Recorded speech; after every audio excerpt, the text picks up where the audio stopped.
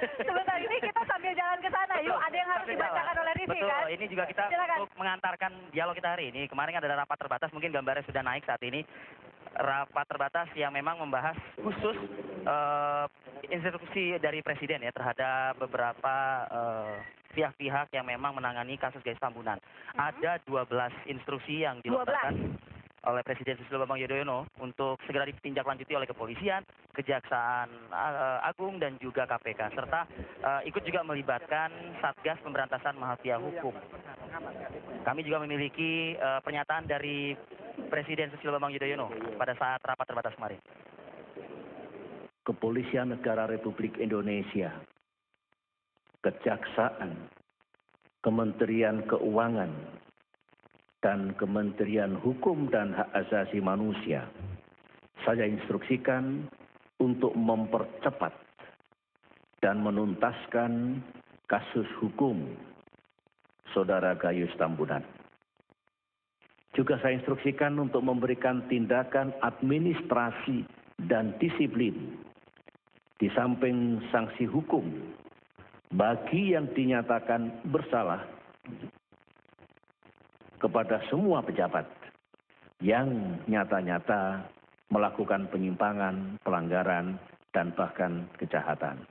Dalam hal ini termasuk mutasi dan pencopotan yang saya berharap bagi lembaga yang belum melakukan itu dapat dilakukan dalam waktu 1 minggu ke depan. Kata yang terakhir itulah yang menarik ya Rifki ya. Dalam 1 minggu ke depan ya. Kalau misalnya ada pejabat yang tidak perform ataupun mungkin yang terkait dengan Gayus ini harus segera dicopot atau dimutasi. Setujukah Bang Yoris dengan poin yang nomor 7 ini yang terakhir dikatakan oleh Pak Presiden tadi?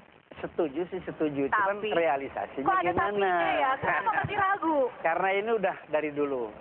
Politik pencitraan yang kadang-kadang merusak kita.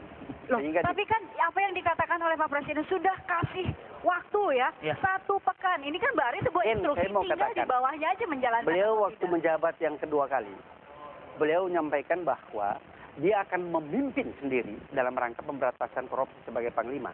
Itulah yang kemudian tertuang dalam Kepres 37 2009 tentang Satgas Pemberantasan Korupsi yang sifatnya koordinatif, holistik. Tetapi begitu mengimplementasi ini, Satgas ini merasa diri hebat, apalagi si Denny. Dia mengintervensi semua lembaga-lembaga yang memang punya otoritas untuk melaksanakan Emang kerjaannya gitu kali Bang. Ya, ini disinilah menjadi pertanyaan, ada apa di balik ini semua? Oke, tapi sekarang kan ini instruksi Presiden gitu. Bagus instruksi. Selama 6 tahun, kata si Syukur ini, pertama kali Presiden bisa memberikan instruksi. Cuman alat ukurnya nanti kita lihat. 7 hari ini bisa nggak coba? Siapa yang mau ditangkap? Nah, Abang yakin nggak 7 hari ini? Saya nggak yakin, dan 5 jam Presiden melakukan rapat terbatas hanya membahas ini. Outputnya hanya begini.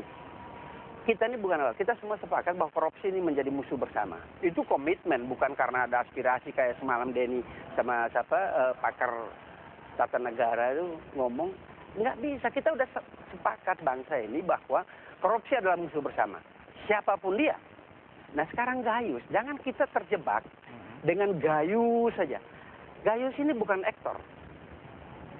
Ini ada di atas Gayus. Dirjen pajaknya ada di atas Menteri Keuangan. Ini satu sistem. Bang Yoris, ini yang penting. Mari kita bahas satu persatu. Ini ada 12 instruksi Presiden ya untuk kasus Gayus. Mas Burhanuddin, ini kalau mempercepat penuntasan kasus Gayus, sekarang kan sudah 10 bulan nih. Tapi instruksi Presiden sudah turun akhirnya ya setelah 10 bulan. Komentar Anda soal ini, percepatan penuntasan kasus Gayus. Ya, secara umum kita harus memberikan apresiasi. Karena inilah instruksi Presiden yang relatif lebih konkret ketimbang sebelumnya yang selalu normatif ya. Jadi menurut saya sebelumnya ada instruksi Presiden terkait dengan kasus Gayus? Setidaknya ada, misalnya dia menyatakan agar pengusutan dilakukan secara tuntas, tetapi tidak secara konkret, tidak secara terukur ya dan spesifik. Kalau untuk yang terakhir ini terukur atau tidak? Percepat penuntasan ini masih berapa cepat? Yang pertama menurut saya ini masih sangat normatif, tetapi di poin-poin berikutnya ada instrumen yang lebih konkret ya, menyangkut misalnya audit kinerja dan keuangan bagi lembaga penegak hukum yang terlibat dalam kasus Gayus, kemudian juga meminta satu proses sinergi yang lebih positif antara KPK dengan kepolisian gitu ya, dan seterusnya aja. Tapi secara timing seperti yang Anda katakan tadi, ada kritik saya juga kenapa setelah 10 bulan ya kasus ini bergulir tanpa arah, itu kemudian baru muncul instruksi yang menurut saya relatif lebih konkret ini. Kalau Bang Yoris tadi mempertanyakan atau meragukan gitu ya, dilakukan atau nggak bisa. dilakukan atau tidak gitu ya, 1 minggu, terutama 7 hari nih, Abang gimana? Ragu atau positif? Oposisi nih kan? Iya. Oposisi kan? Tadi kita diskusi saya katakan ini sebuah kemajuan biarpun belum sangat terukur sekali. Nah, hati-hati ya, baru pertama sekali Presiden mengatakan melakukan instruksi di dalam kasus yang sangat berat seperti ini. Nah, beliau mengatakan 1 minggu. Ini tidak boleh hanya wacana. Rakyat Indonesia mendengar itu dan menunggu hasilnya akan seperti apa. Nah, tadi Pak Mutadi kan mengatakan belum secara terukur. Yang terukur itu kan kapan, siapa, bagaimana. Itu kan yang paling penting. Outputnya nanti yang paling penting. Nah, mempercepat itu tidak terukur. Kapan, siapa, bagaimana. Itu yang harus jelas. Nah, yang dijawab cuma 1 minggu. Bagaimana caranya, siapa, itu belum jelas. Dan itu yang akan ditunggu oleh masyarakat Indonesia. Saya pikir ini menjadi sebuah PR yang sangat berat sekali bagi Presiden dan seluruh stafnya. Artinya Bang Burhanuddin akan satu pekan ini sepertinya hanya durasi yang diberikan. Toh nanti siapapun yang akan maju ke meja hijau tidak sesuai dengan harapan yang memang diinginkan oleh publik saat ini, seperti itu yang bertanggung jawab. Ya, kita lihat realisasinya ya, karena bagaimanapun kita harus memberikan kesempatan, tetapi seminggu ke depan, bahkan 2 minggu, 3 minggu, hingga bulan ke depan, itu menjadi semacam moment of the truth ya, menjadi test of history buat Presiden dan aparatnya untuk menunjukkan bahwa apa yang diinstruksikan itu berjalan atau tidak. Jika tidak, lagi-lagi makin tinggi tingkat penolakan publik terhadap retorika dan pencitraan yang tidak ada maknanya ya. Apalagi seminggu itu jaraknya sangat dekat ya. Sangat dekat. Kalau misalnya seminggu ini tidak terjadi apa-apa, bagaimana? Apakah semakin ragu masyarakat? Makanya Presiden dan aparatnya, terutama di lembaga kepolisian dan kejaksaan yang berada di bawah struktural Presiden, itu harus memberikan satu efek Big Bang untuk memberikan keyakinan kepada publik bahwa instruksinya ini berjalan. Jika tidak, wibawa Presiden sendiri yang kena. Karena bagaimanapun polisi sudah diinstruksikan secara jelas. Kejaksaan sudah, Kementerian Keuangan, kemudian Kementerian Hukum dan Perundang-undangan dan seterusnya, itu sangat clear instruksinya. Nah, sekarang tinggal apakah bola yang sudah dilempar SBY ini disambut sama anak buahnya atau tidak. Dan yang paling penting menurut saya ada kritik juga ke instruksi yang disampaikan oleh Presiden. Aspek kuratifnya itu terlalu kentara ketimbang preventifnya. Jadi pada taraf tertentu saya setuju.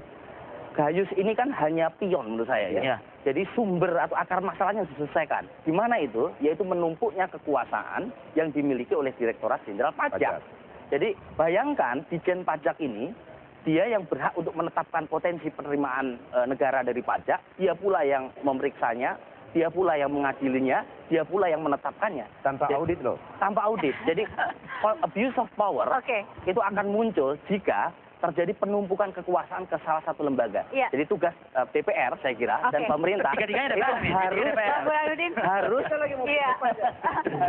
harus menyediakan aturan untuk menjaga agar Ditjen Pajak ini tidak di abuse of power. Caranya bikin aturan supaya proses pengawasan itu ditingkatkan. Oke, tapi yang di pojok ini belum bicara nih. Nah, yang di pojok ini belum bicara. Ini bagian pengawas juga.